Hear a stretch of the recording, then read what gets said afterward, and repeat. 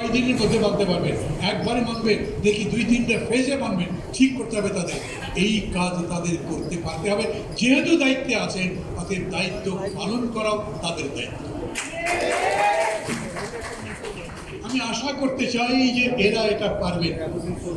এরা যদি না পারেন তাহলেও কিন্তু আমাদের বিপদ। আপনাদের দাবি তো হবেই না, দেশ যাবে কোথায় তাই বলতে পারি।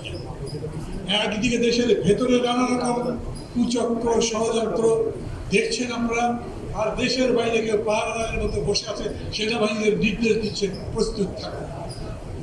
আমরা এই একটা পরিস্থিতির মধ্যে সরকারের কাছে বলি আপনাদের আমরা সমর্থন করি, কিন্তু সমর্থন মানে যা করবেন তাই সমর্থন করবো তা নয়।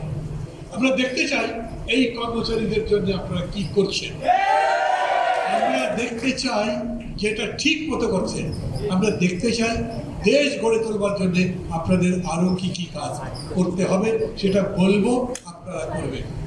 অথবা আমি আশাবাদী থাকতে চাই এই কারণে যে আমাদের পরাজিত হবার সুযোগ নেই, আমাদের হেরে যাওয়ার সুযোগ নাই।